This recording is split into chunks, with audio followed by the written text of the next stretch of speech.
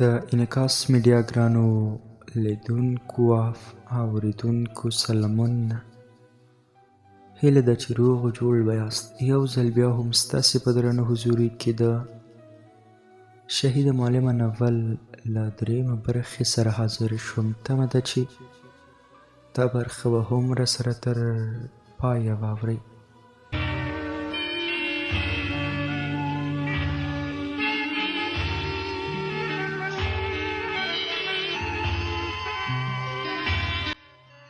ملازم به په دروازه کې درېږي او څوک چې په بدل لباس کې مکتب ته داخلېږي له دروازې به یې شړي. د سرښوونکي دې خبرو سخته خفه کړم. له ډېرو فکرونو او سوچونو سره د ښوونځي له انګړه د صنف پر لور روانه شوم. لومړی ساعت مو د سرښوونکي خبرو تمام کړی و، دویم ساعت مو ریاضي و. ښوونکی راغی، څو مثالونه یې حل کړل، بیا یې یو زده کوونکی تختې ته پورته کړ. خو زما بالکل فکر نه و، زه د خپلو جامو په فکر کې وم. ښوونکي چې زه ولیدم تختې ته نه ګورم، پورته یې کړم.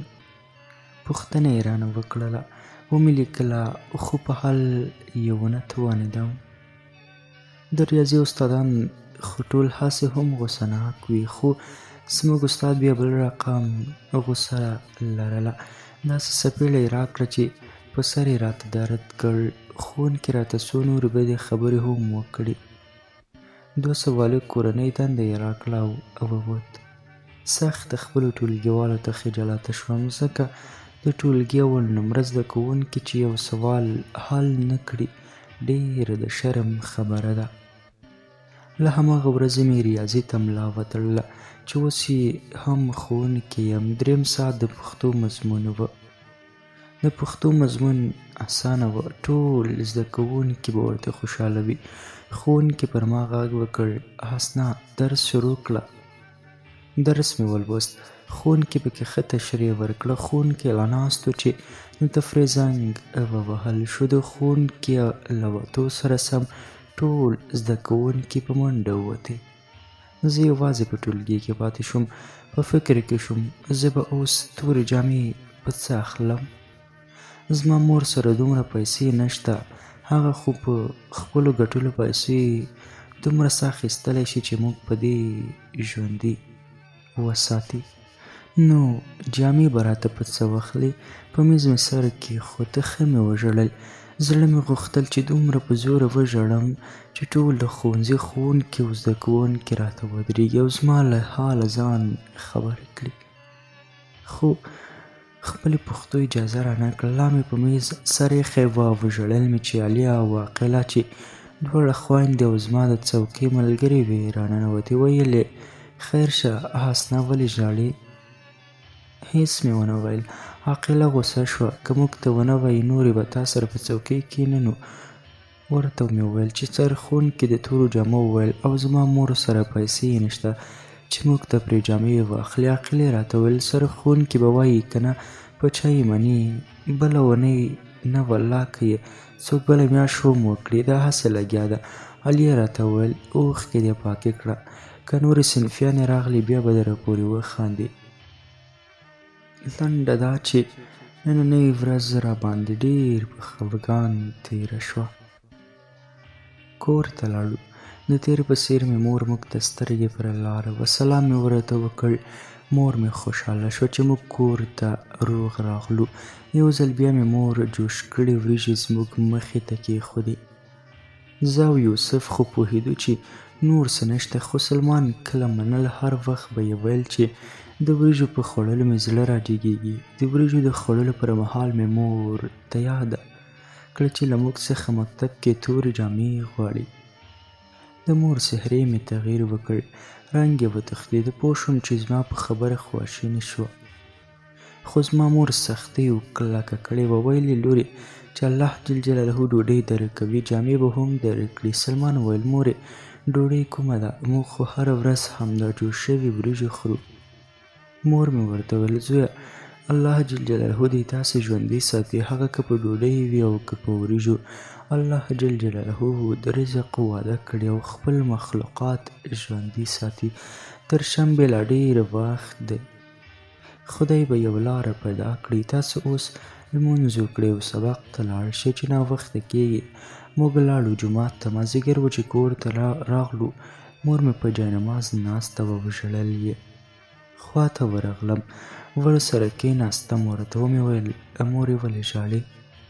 مور مې ترخه موسکا وکړه. هسې لورې خپله مور مې رایاده شوه. ما وویل څنګه به وي؟ دا څو کاله مې نه ده لیدلې. ومې ویل رښتیا مورې، زما نیا او ماما خو زما د پلار تر مړینې وروسته زموږ هېڅ پوښتنه ونه کړه.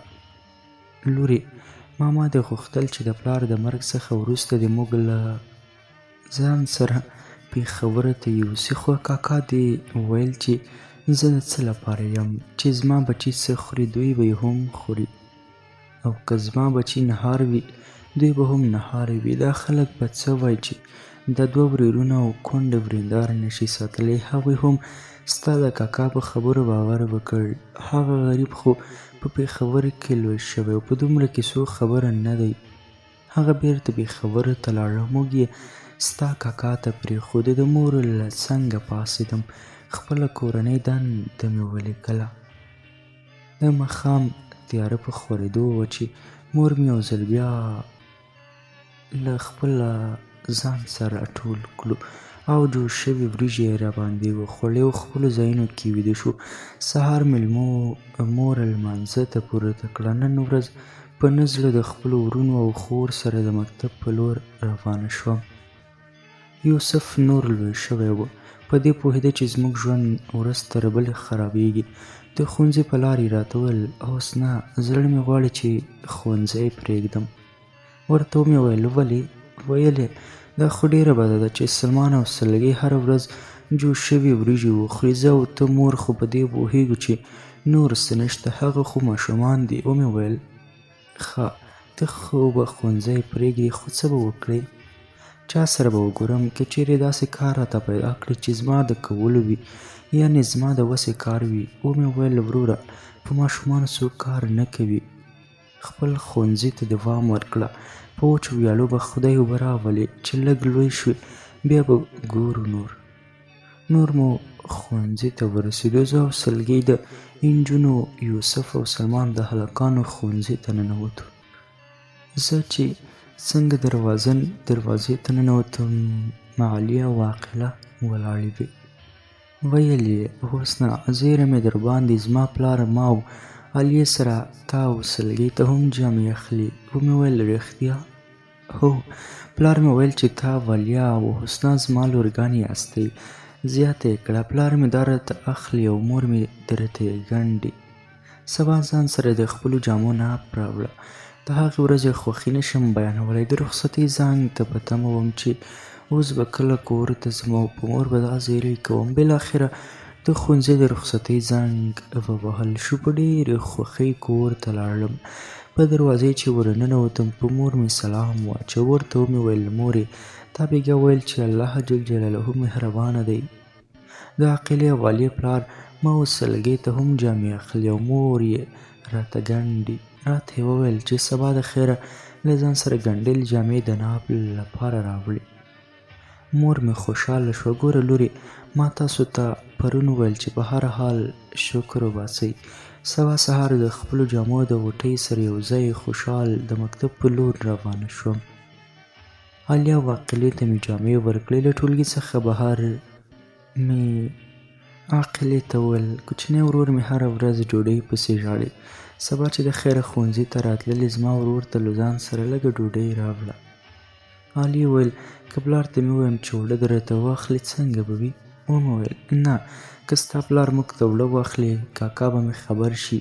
هغه د چا صدقه او خیرات موږ ته نه پرېږدي. خلکو ته وایي چې زه یې ورته هر څه اخلم. عاقلې وویل ځه ورکې کړه چې کاکا دې خبره نه شي. پټه به ورته ډوډۍ د کتابونو په بکسه کې راوړم. مازدیګر مې کور کې کورنۍ دنده لیکله. سلمان راسره په خوا کې ناست و. ورته ومې ویل سلمانه وروره، زه به سبا تا ته د مکتب نه ډوډۍ راوړم. سلمان په خوشحالۍ راوکتل. راته یې وویل رښتیا وایې؟ ورته ومې ویل هو. راته یې وویل زه یې سلګۍ خور ته هم ورکوم. ورته ومې ویل دواړه به یې وخورې، خو چوپ شه د کاني مخکې دې څه ونه وایي. ویل یې ولې بیا یې هغه موږ نه غواړي. ورته ومې ویل نه کاکا دې غوسه کېږي. سبا سهار چې ښوونځي ته لاړم ماليه او عاقلې راته ګنډلې جامې او ډوډۍ راوړې وه. ټولګیوالو مې د جامو غوټه وسپړله. یوې عاقلې ته وویل دا دې ورته مور په څو روپۍ ګنډلې؟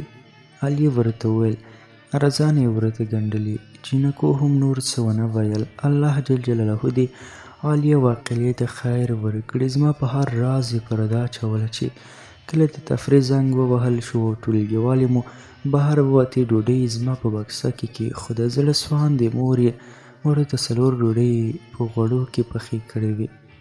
نن ورځ دیوالم خوشحالیو سره د خپلو او سلګۍ ګنډلو جامو او د سلمان ډوډۍ سره یو ځای د کور پر لور روانه شوم. کور ته چې ورسېدم سلمان لا له ښوونځي څخه نه و راغلی. مور ته مې خپلې د سلګۍ جامې وښودلې چې یوسف او سلمان له مکتب څخه راغلل. سلمان رامنډه کړه. خور یې ما ته د ډوډۍ راوړې ده؟ ومې ویل هو وروره.